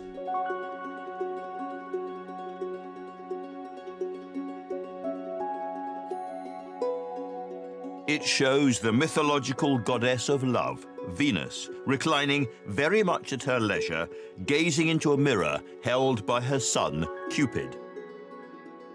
The rokeby Venus, it got the name a little more than 200 years ago in honor of its last private owner. What is really good art? Really good art, I would say, is art that has a physical effect on the viewer. So your heart rate goes up, you feel goosebumps at the back of your neck, the hairs on the back of your neck go up, you have a physical, emotional reaction to what you're seeing, and it might be fear or horror or whatever. In this case, it's certainly a very, very strong emotional reaction. You watch people watching this picture, and they stop and they gasp, and you can tell they are emotionally affected. The subtle magic of this particular Venus is all about watching and feeling. We look at her looking at a reflection of herself, or perhaps is she watching us standing in the gallery? When it was made, this kind of image was outlawed, forbidden, and certainly never to be seen in public. And then many, many years later, when it was already hanging on these walls, it was subjected to a ferocious physical attack. And the scars are still visible even today if you look hard enough. The story of how this simple-looking painting has triggered so many different and powerful responses is itself quite a tale. And it's one that begins with unlikely origins in that glittering era when Spain dominated the world. The Spanish Golden Age was an extraordinary time in European history. Spain was an empire. Spanish territories extended beyond Iberia to Italy, to Northern Europe, and to the Americas. It's conquest, colonization, expansion, and trade. They have an unbelievable amount of money, silver and gold coming from the New World that could pay for the arts and, you know, the patronage of arts.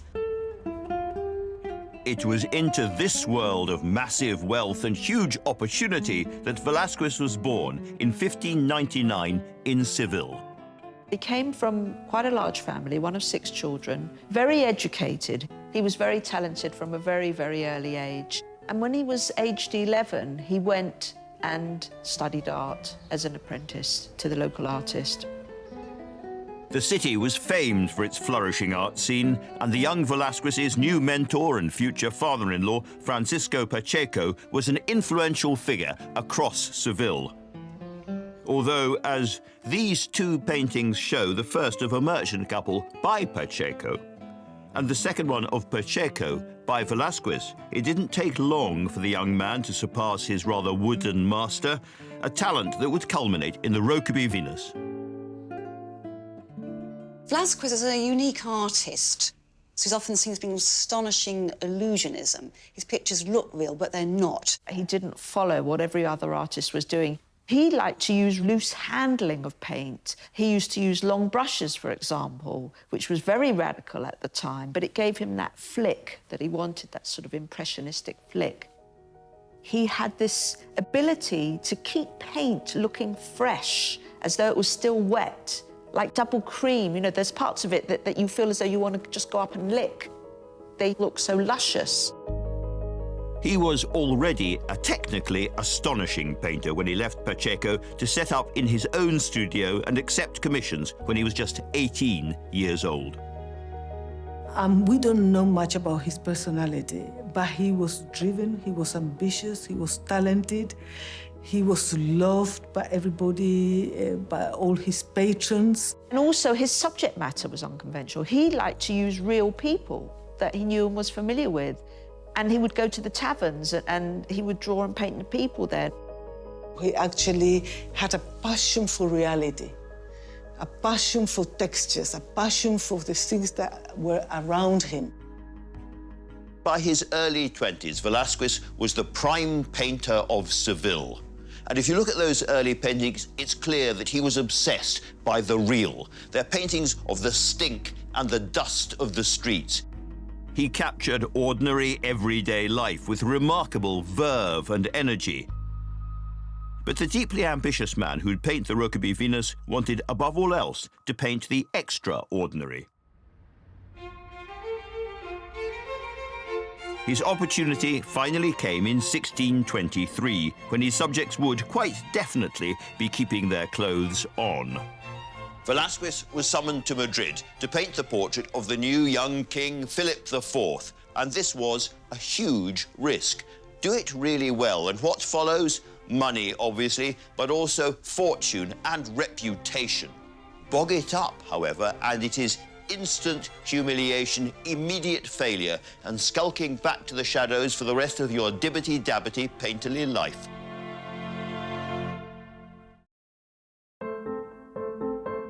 The National Gallery's Rokeby Venus is a jewel from the Spanish Golden Age. It's the work of Diego Velazquez, one of the most precocious, ambitious, and brilliant painters the world has seen. I think the wonderful thing about Velazquez as a painter is the way he just loads his brush with a bit of paint and uses no more than he actually absolutely needs. It's an extraordinary self-confidence in his painting. The brushwork is quite loose. The edges of Venus's body are almost impossible to pinpoint. They're the opposite of the very hard drawing of the Renaissance you get so often.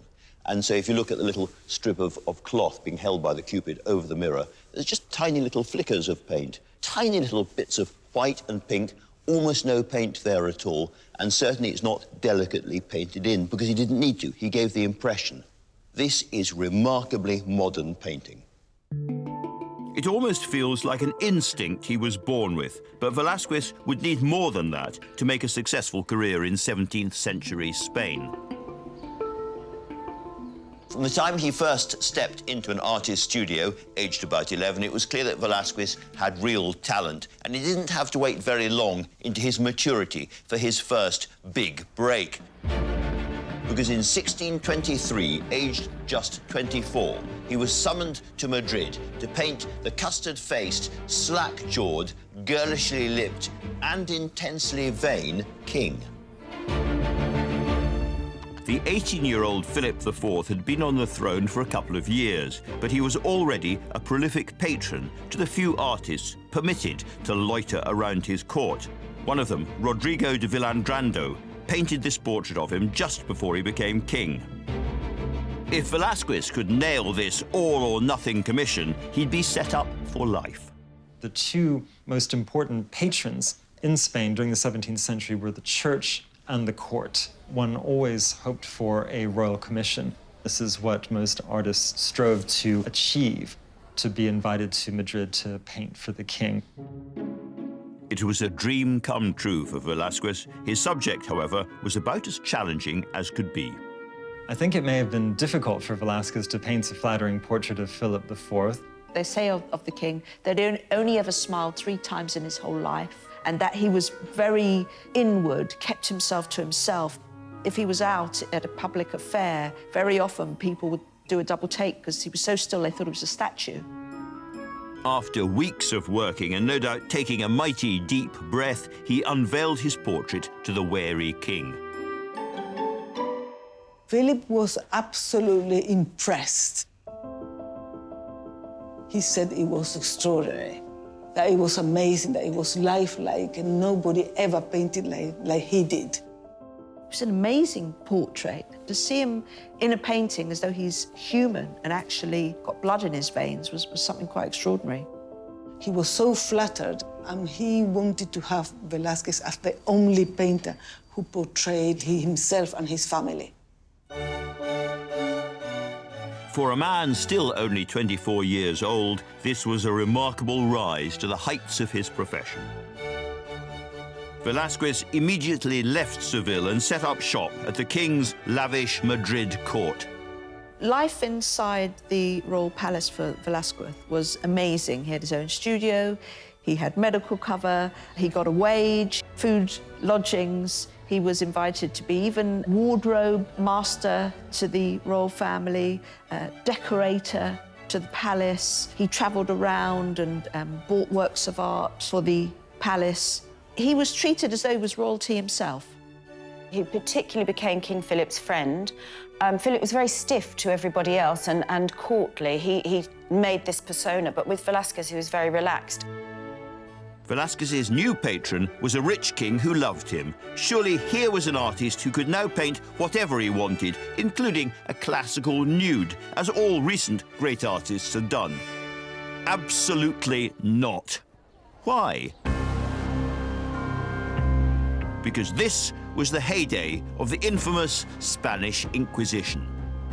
Its purpose was to combat heresy and to maintain Catholic orthodoxy. Founded in 1478, this was the most formidable force in the Spanish Empire.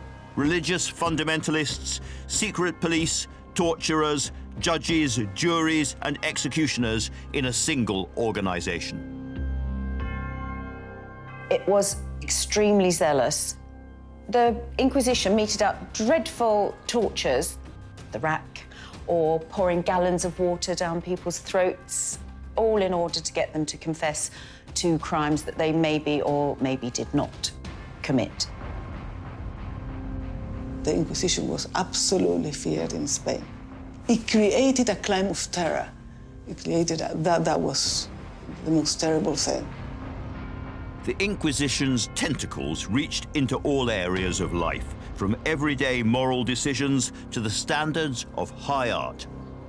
According to the rules of the Spanish Inquisition, producing images of female nudes was considered indecorous. They were considered something that may provoke unwanted sex or even rape. So the power of the painting was more than just the paint. If you were found to have any of these paintings, you would be expelled from Spain. And of course, the paintings would have been destroyed. To make things a little more complicated, his father-in-law, Francisco Pacheco, was in charge of assessing paintings on behalf of the Inquisition. And so it's easy to see for the time being why Velazquez didn't stray far from the palace. Besides, limited subject matter wasn't going to curb his vision. As a court painter to the king, he was very close to the royal family. So he painted not only the King of Spain, but also the Queen and their children, and also dwarfs and jesters and other members of the Spanish royal household.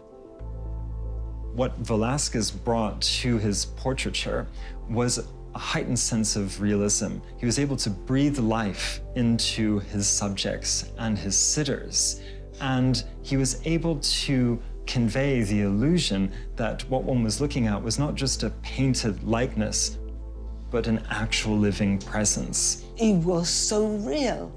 It was so, lifelike. It was like you could touch these people. It was like the portrait could speak to you. It was like a direct connection because of the way he depicted them. And it's this dedicated, hard-boiled realism which makes all his painting, and this canvas in particular, so remarkable.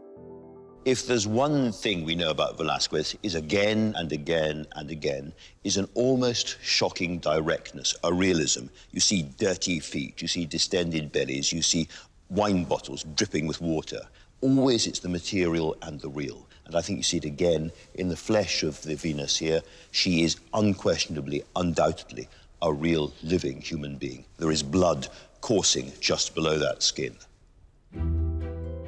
It was to be more than 25 years before he'd get the chance to paint his Venus. That window of opportunity finally opened in 1649, when the king permitted the now 49-year-old painter to pack his easel and brushes and head for Italy. Velazquez went to Italy in order to learn from Italian artists, from Renaissance artists, and also from his contemporaries. Also to just have more experience outside the court that was very restrictive. He wanted to explore new subjects, which were not the royal family, and in Italy he could do this. This journey to the heart of Rome was the chance to fulfill his greatest creative ambition, to paint a nude Venus in the classical tradition. But he still had to take on other commissions, and they didn't come much bigger than the one from the Vatican. He painted a portrait of Pope Innocent X. Velazquez was very audacious. And he adds a layer of realism here in his portrayal of the Pope. If you look at the face, it's incredibly naturalistic in the way in which he portrays his expression, not idealizing his appearance because he had a very prominent nose, and also portraying him almost with a scowl.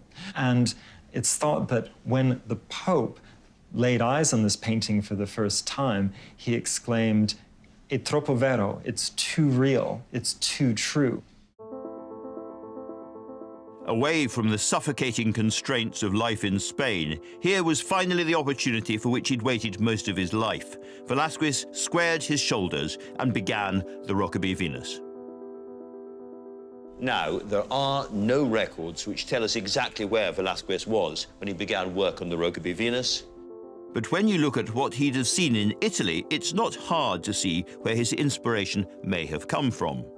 Here, for instance, is the sleeping hermaphrodite, or the Borghese hermaphrodite. It's actually an ancient classical statue which had been excavated. And it shows a woman lying in a very similar attitude to the Rokeby Venus, and we know that Velazquez took a bronze cast of this back with him to Madrid, so it clearly meant quite a lot to him.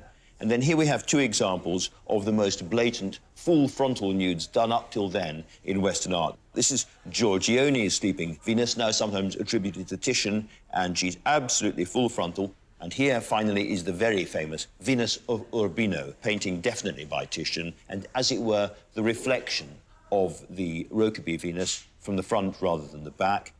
In this case, Venus is full awake, and she's looking at us with a very frank expression indeed.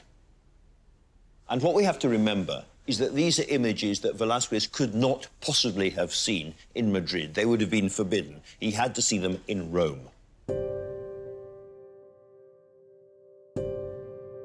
We will never know for sure who his model was or how long he took to capture her, but what we do know is that Velazquez's painting took the traditional nude portrait into a new dimension. And for such a radical, substantial change, he used the very lightest of touches.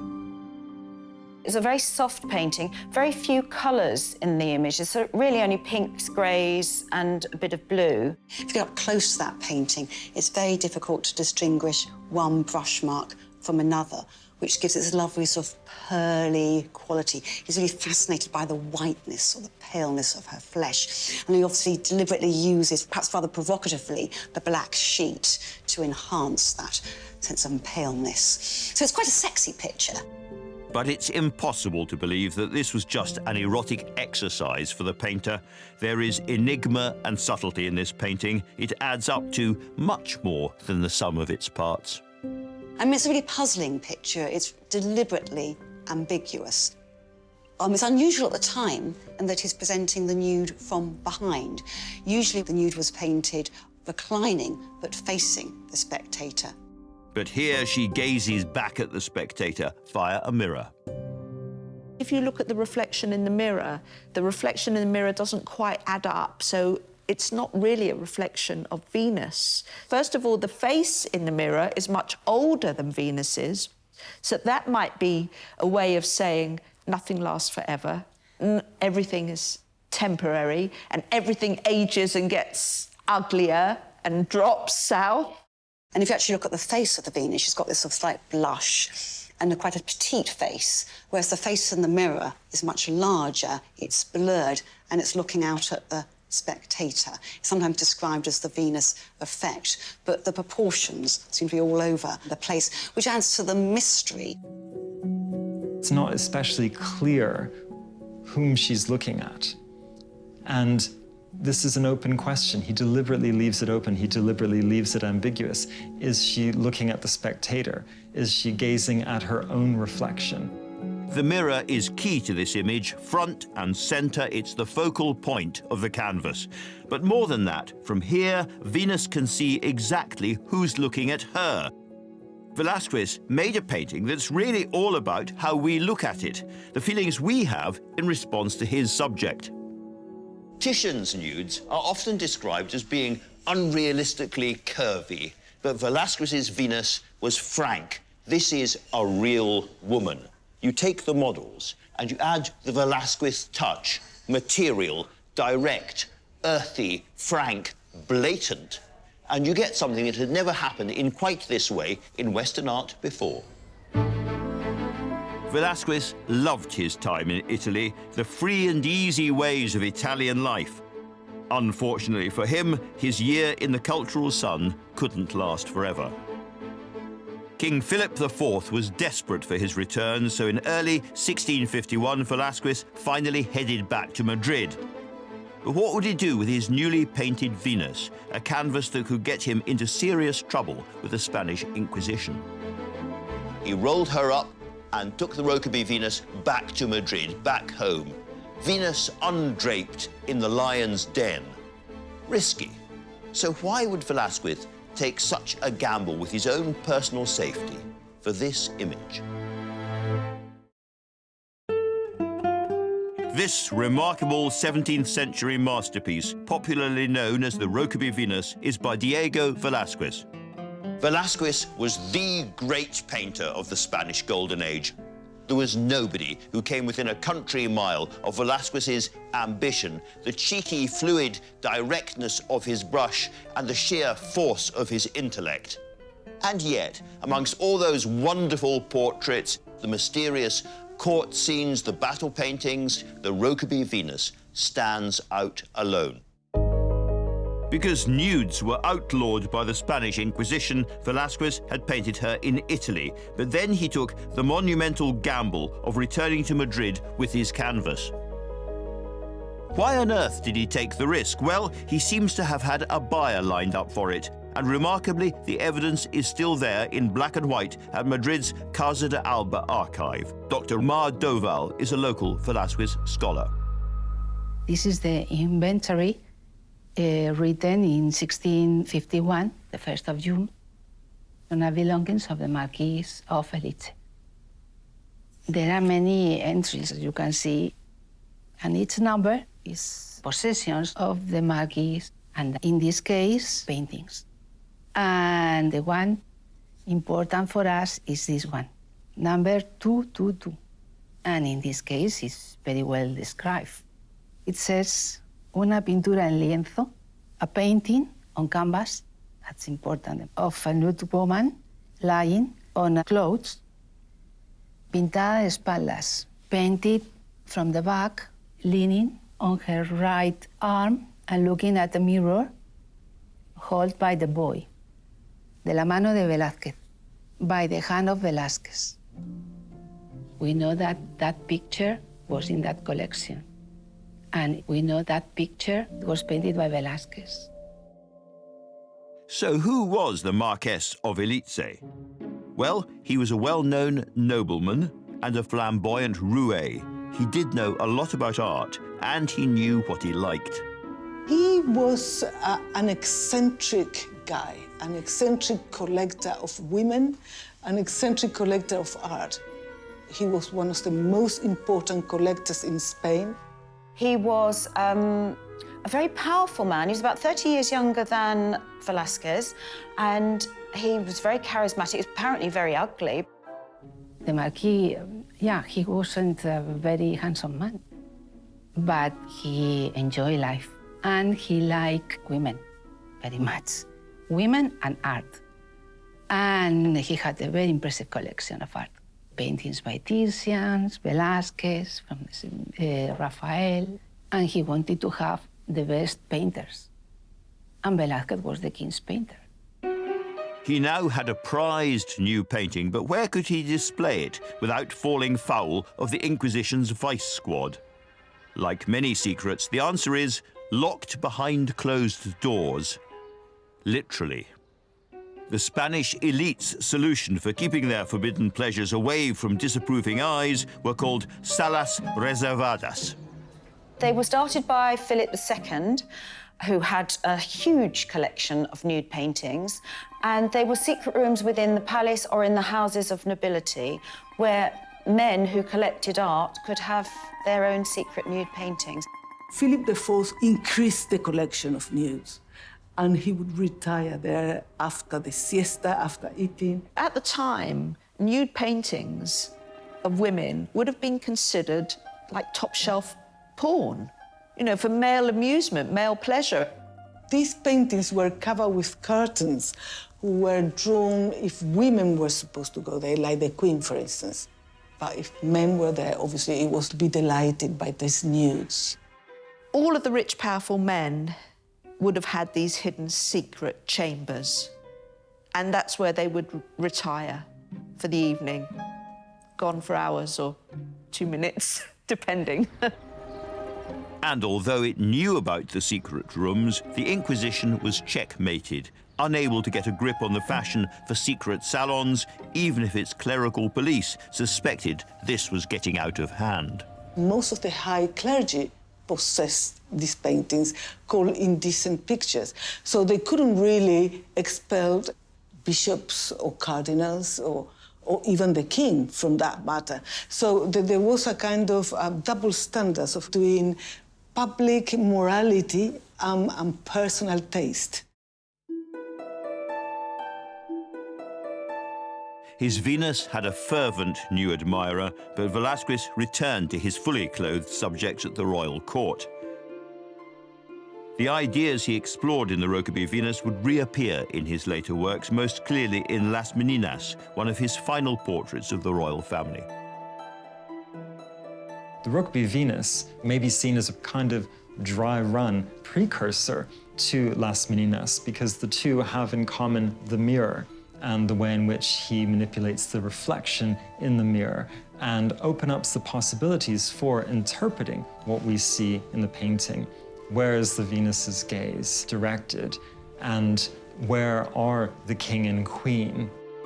And in what is, on the face of it, an intimate family portrait, Velazquez has painted himself into the heart of the composition. He has, in effect, photobombed his employers. He was implying that he was part of the family and introducing just reflections of the king and his wife in the background of the painting. You see someone dress up as a nobleman in the act of painting. It's a kind of symbolism. It's a kind of metaphor that he finally achieved what he wanted.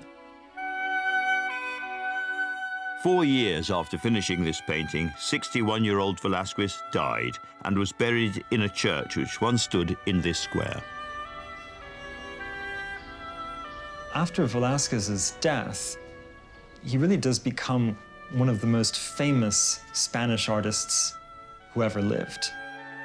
Centuries later, he was still held in the highest esteem.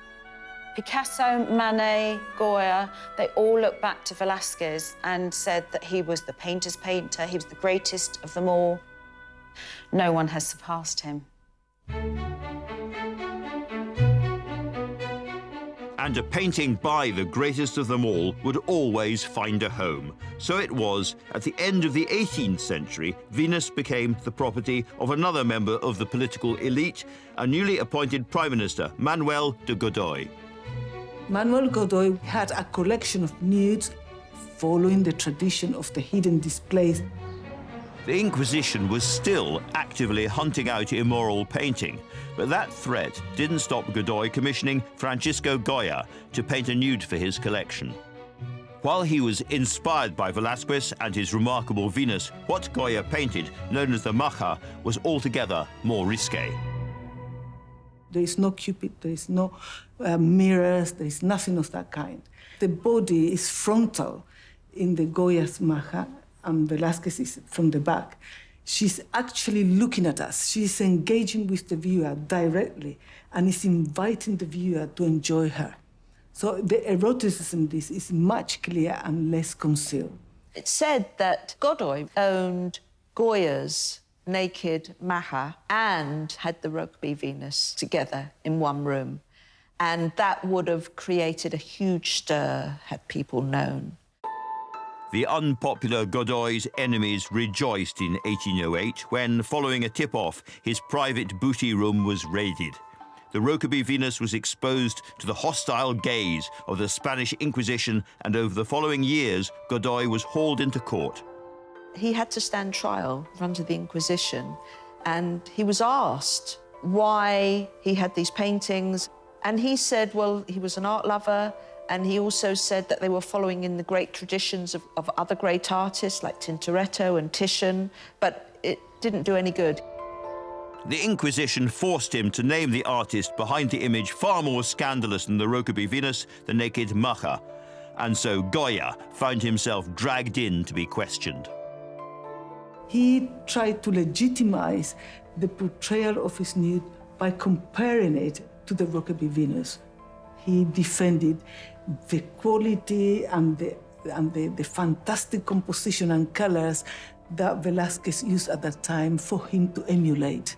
Goya turned around and said, well, no, actually, Velazquez did it before me, and Velazquez was the greatest painter, and I'm just following in his footsteps.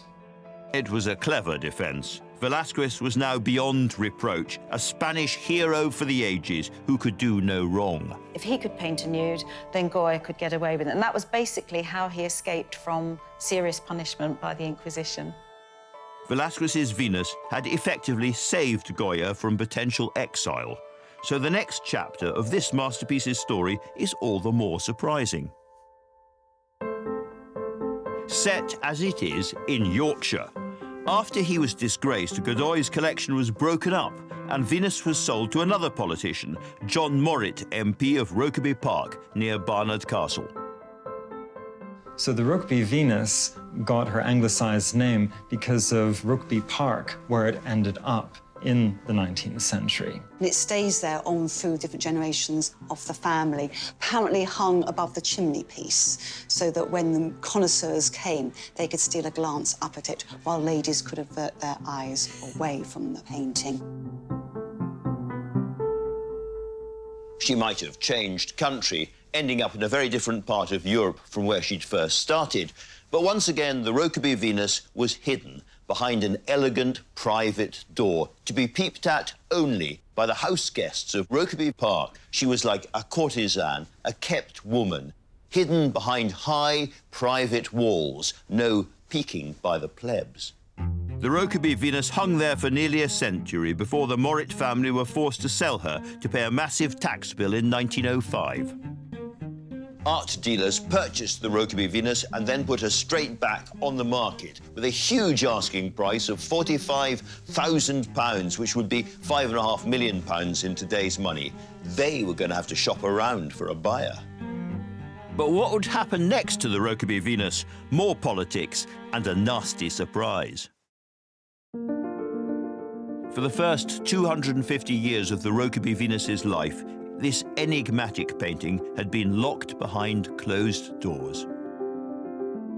In 1905, this extraordinary piece was put up for sale, and in a shameless attempt to enthuse as many buyers as possible, the Rokeby Venus was sent off on her very first public tour. Suddenly, the painting found itself displayed all over the country: Manchester, Liverpool, Edinburgh. It's extraordinary because it goes from behind a sealed room where it's only for a select pair of male eyes into the public arena where everybody can come and see it for free. And they're amazed by it. And not just the subject matter, but also the painting technique. Not everyone likes the painting. Some people think she's not a very attractive woman. You know, she's ugly. She's too thin. She's too scrawny. But I think all this debate, just garners interest. So when the news broke that it might be sold abroad, there was a public outcry to save the Venus for Britain. The National Art Collection Fund launched a campaign to save it for the nation, knowing full well that the Treasury is not going to act and put up the funds to acquire the painting. So lots of people put in subscriptions. The British public wanted to keep it here because it was such an astounding painting. You know, it's part of a great, important history, and we wanted it to be seen. The cause seemed pretty hopeless, with the sums raised falling short, but then help came from an unexpected and royal direction. The King, Edward VII, meets the shortfall by offering a donation and also a loan, which enables the Art Collection Fund to acquire the painting for the nation in 1906. It becomes the nation's Venus. And the King wanted this national treasure saved so it could be admired by everyone. It goes on public display for the first time in 1906 at the National Gallery. People flocked to the National Gallery to see her. A legend had built up about this artist, this Spanish artist from the 17th century, and people queued to see her. The men used to like to go and see it. First of all, they could get a sneak at some flesh, and the women used to like to go and see it because they felt empowered by it. You know, I'm turning my back on you blokes. For the next decade, all the millions of people who came to look at her were met by the rokeby Venus's unchanging gaze.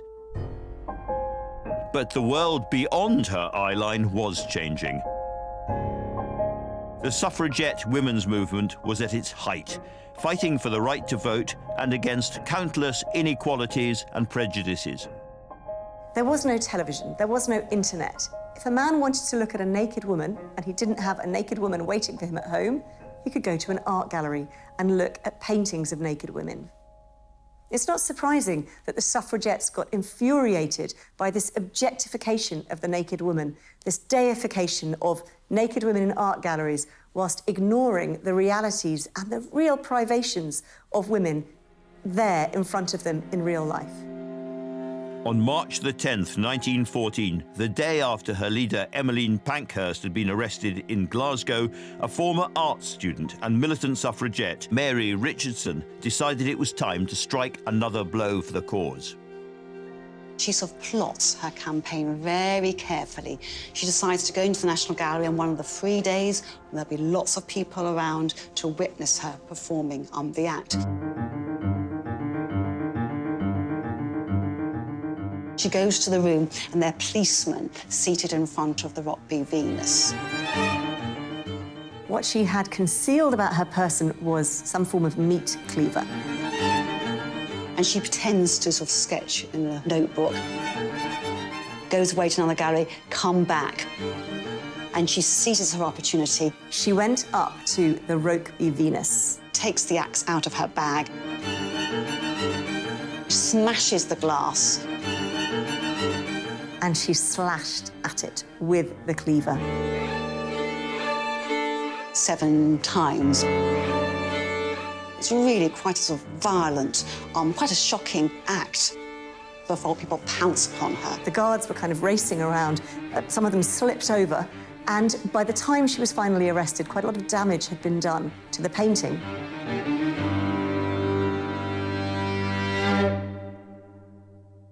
The attack on the rokeby Venus got into all the newspapers, and the newspapers soon dubbed her Mary Slasher Richardson. Her justification of it was that she wanted to attack this picture which everyone was admiring. All this fuss about a fictitious and unreal woman, whereas a real woman in our history who's making a real meaningful impact, Emmeline Pankhurst, is in prison and she's suffering. After Mary Richardson was sentenced to 6 months in Holloway Prison, the National Gallery set to work repairing the damaged canvas. Even today, more than 100 years later, it remains a painting which divides opinion. What is the power of the rokeby Venus? I think the power is in what we don't see, what is left to the viewer's imagination. So again, this is a definition of a great artist here.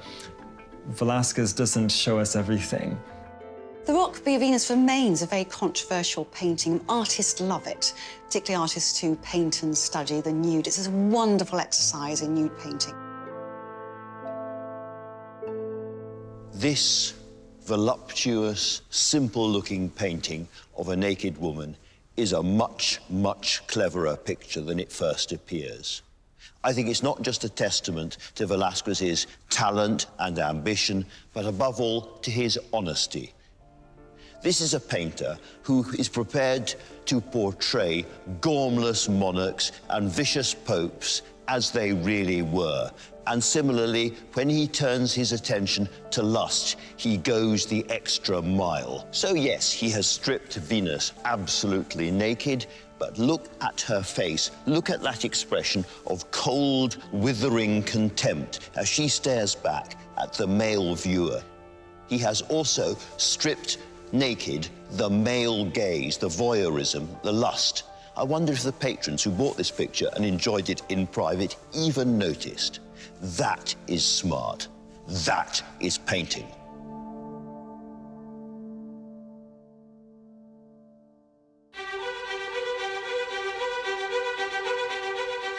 Next time, this colossal gallery doesn't just contain the most important painting in Dutch history, it was actually built around it. there are exhilarating highs Rembrandt in those days was really like a superstar. and crippling lows. In spite of the fame Rembrandt achieved, he was buried in a pauper's grave. Of Rembrandt's iconic Night Watch.